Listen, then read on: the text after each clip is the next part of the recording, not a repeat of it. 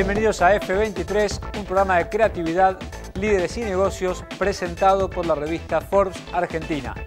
En el programa de hoy, un invitado muy especial y ranking que lo van a entretener. Vamos a los títulos. Hoy en F23, Ranking Forbes, ¿cuáles son las selecciones más caras y las más baratas del Mundial? ¿Les va tan bien como parece?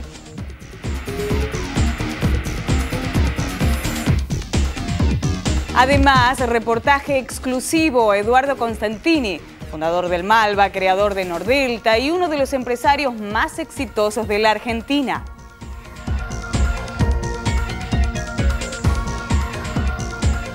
Y por supuesto el consejo de nuestros expertos para saber dónde y cómo invertir.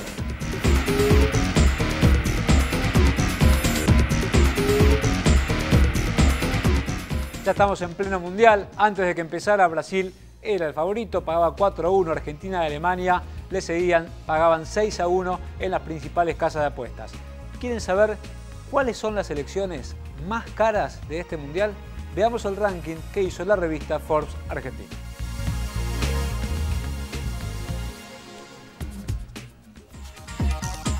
En el puesto número 5, la selección de Francia, que sufrió la baja de Ribéry. Aún así, llega a 400 millones de euros y eso que entró realmente por la ventana a este mundial, pero entre sus figuras Pogba, Benzema, Griezmann y Varane alcanza una nada despreciable cifra de 400 millones de euros. Vamos al puesto número 4. Ahí llega la selección argentina.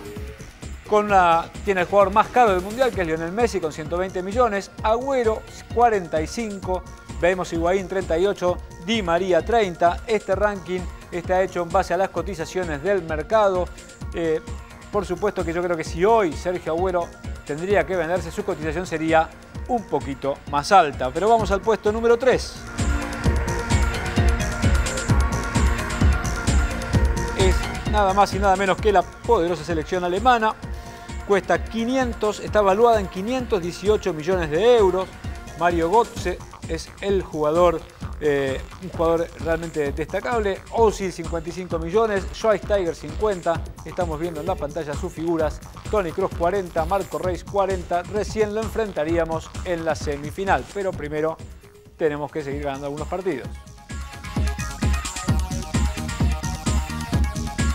En el puesto número 2, la selección de Brasil, selección local.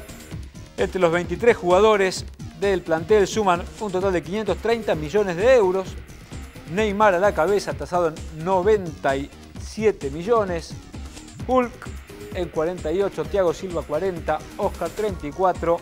El máximo favorito a ganar el Mundial, que aún siendo el máximo favorito, su estadística matemática no supera el 20%. Vamos al puesto número 1. ¿Cuál es la selección más cara?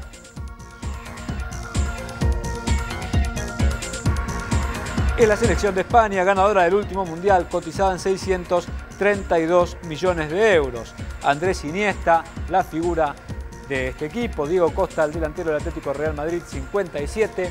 Cesc Fábregas, 50. Busquets, 45 millones. Y seguramente esta cotización está evaluada del exitismo del torneo pasado. Me resisto a creer que, por más que sea una cotización de Forbes basada en las páginas del mercado, que valga un tercio más que la cotización de la selección argentina. Pero así son los rankings de Forbes, siempre polémicos y siempre citando las fuentes diferentes, en este caso un juego con las selecciones. El invitado del día de hoy es uno de los empresarios más exitosos y más prestigiosos de la Argentina. ¿Por qué es tan prestigioso? Porque hizo su fortuna sin ningún vínculo con el Estado, dándose cuenta que su departamento valía casi lo mismo que el 4% del banco francés. Así empezó su fortuna Eduardo Constantini y nos va a contar cuál es su visión de nuestro país. Vamos a la primera parte. Eduardo, muchas gracias por estar con nosotros. Empecemos por el principio. ¿Dónde naciste? Nací en San Isidro. En realidad nací en el Otamendi, ¿no? Ya pasamos un chivo. Pero no, nací en San Isidro. ¿Cómo se llamaban tus padres? Vicente Carlos y María Carolina. ¿A qué se dedicaban? Pues mi padre era abogado y contador, hizo su carrera en un ingenio azucarero y llegó a ser el número 1 de la parte ejecutiva. Y a su vez también era un inversor en la bolsa. Entonces en la cuenta a mano hacía sus cálculos, cuántas acciones tenía, qué precio, las valuaba. Y siempre me hablaba de esas cosas. Eso yo creo que me infundió a mí la tendencia esa por lo económico, ¿no? Por lo económico, lo financiero.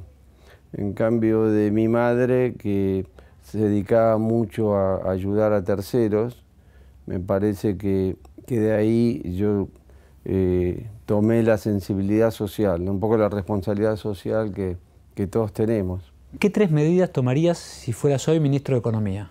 Bueno, yo creo que ahora el gobierno ha empezado a tomar medidas, creo que en la dirección correcta, y me parece que el mercado, que la gente está atendiendo esas medidas, y ahí hay un poco más de calma. Yo creo que habría que explicitar más la política fiscal, la política monetaria y cambiaria, para dar un mayor horizonte hacia el futuro, ¿no? Porque se han tomado medidas que han tenido y tienen un costo político, un costo también social, porque lamentablemente hay que volver al orden, entre comillas, ¿no? Pero que este esfuerzo hay que terminar de hacerlo para obtener todos los buenos frutos del cambio de expectativas. Hoy el dólar está más tranquilo, está bajando, ¿no es cierto? Que hace 2 o 3 meses eso era impensable. Entonces me parece que están subiendo el valor de las acciones, es decir, los argentinos e inversores extranjeros están viendo en la Argentina una oportunidad. Pero no puede pasar lo mismo que en los 80, cuando te diste cuenta que tu departamento valía $1 millón, el banco francés, todo el banco francés valía 10 y entonces compraste una parte. No como en ese momento, no. Porque en ese momento banco francés en el año 85 valía $10 millones, pero era totalmente desproporcionada esa relación, ¿no? Después el banco francés llegó a $40 millones, pero después vino una crisis argentina y lo llevó a $10 millones nuevamente. Y después cuando yo incrementé mi porcentaje, el banco valía $150 millones. Y yo pensaba que el banco a 4 o 5 años podía valer 500, pero al año siguiente valía 1500. Esas locuras argentinas en el año 91.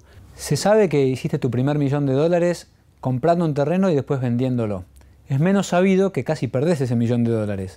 No sé si fue tan así. Lo que sí fue que yo localicé un terreno más chico, porque en ese terreno grande yo quería hacer un edificio. O sea, se ve que ahora lo demostré porque me gusta desarrollar cosas, ¿no? En este primer terreno que terminé vendiendo en esa cifra que vos decís, no tenía ninguna posibilidad de construirlo porque todo mi dinero estaba en el terreno. Entonces cuando lo vendí, compré un terreno más chico y que me salió $250.000 en la calle Parera, y entonces tenía $750.000 para construir un edificio más pequeño. Y me acuerdo que sí, que efectivamente Mario Roberto Álvarez era el arquitecto, Crivelli Cuenca era la empresa constructora, y le presté $250.000 a Crivelli Cuenca. Y vino la época de Martínez Dios, que puso las tasas por las nubes, se planchó la actividad inmobiliaria, Crivelli Cuenca entró en convocatoria, y entonces me encontré ante un drama, pues le había prestado $250.000 de 500.000 que tenía de liquidez, entonces no se vendía. La empresa constructora que me tenía que construir estaba en convocatoria y aparte no me iba a pagar lo que me debía. Fue una situación más que complicada, ¿no? Por suerte otra empresa compró a Crivelli y me devolvió valor nominal, no me pagó los intereses, pero recuperé el capital y vendí el proyecto porque no me gustó la situación, lo pude vender al mismo precio que lo había comprado. Me compraron los ascensores, el acero. Salí empatado. ¿Cuántos de los compradores eligen el nuevo Nordelta como una inversión?